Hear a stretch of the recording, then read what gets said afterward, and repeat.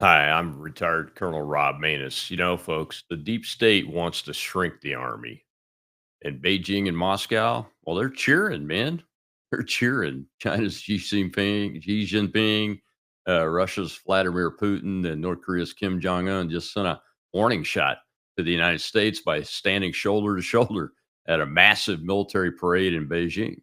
Congress has responded in kind by returning from recess to debate the Senate and House Appropriations Committee's understandable push for more military funding, including more funding for our Army. Yet, some of the deep state bureaucrats in Washington, they're arguing the opposite, that America should shrink its Army.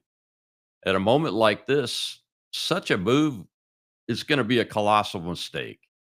Military.com reported the Army could shrink from about 450,000 active duty soldiers to as few as 360,000. Plans are already underway to cut thousands of civilian and military jobs, supposedly to build a leaner, more lethal army. And that's a quote. And to help fund President Trump's Golden Dome missile defense program. Meanwhile, recently departed Air Force Chief of Staff David Alvin dismissed the Army's budget share as mere inertia and suggested the Air Force should grow at the expense of the other branches. Let me translate that for you. Fewer soldiers means more jets and more drones. Unfortunately, this way of thinking is unfortunately not what's needed today and not uncommon. America can't afford to get its ground forces just to shift dollars around between the services anymore. Critics point to China as justification. They argue any conflict in the Pacific would be naval, so we don't need such a large army. But that's backwards.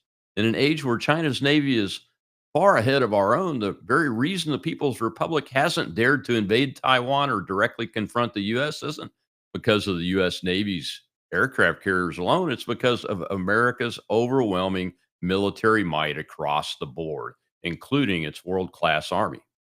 It's the sheer scale of American power, not just a single service branch, that deters Beijing from rolling the dice.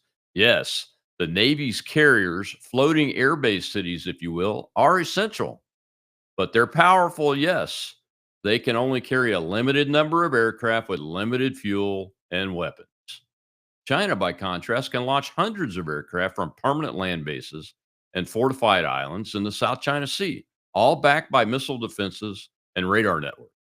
That means if we rely on carriers alone, we'd be sending a handful of jets to fight against a fortress stocked with far more planes and firepower. That's why the Army still matters.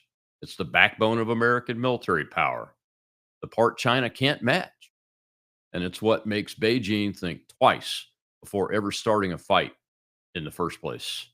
America does need more ships, but the real weakness isn't money, it's industrial capacity.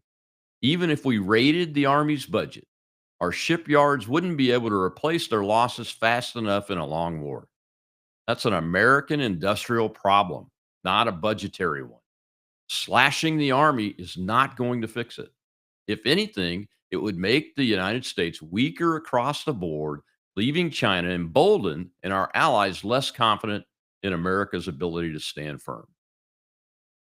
Critics also argue the Army should stop spending on manpower and tanks and instead go all in on drones. But Ukraine shows why that's dangerous.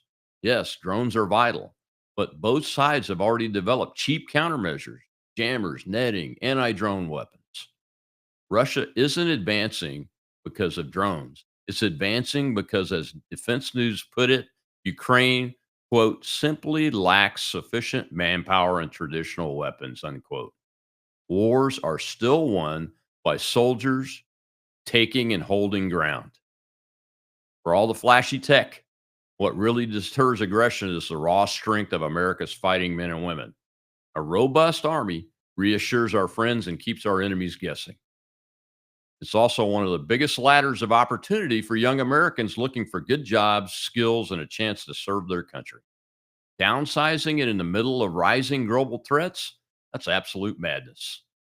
For too long, the U.S. military has been hampered by bureaucratic inefficiencies that deny our warfighters the tools they require to achieve success. Too many consultants, too many studies, Too many barriers hamper our lethality and effectiveness. And the answer isn't cutting one branch at the expense of another, it's increasing the size of the pie. This will only be achieved by cutting waste, fraud, and abuse at every single level and streamlining the acquisition process to cut costs.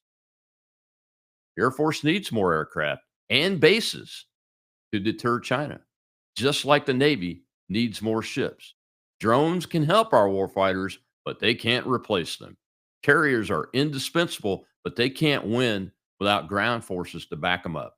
The inescapable fact is that all branches of our military require more assets, equipment, and training to ensure we can stand up to our nation's primary strategic adversary.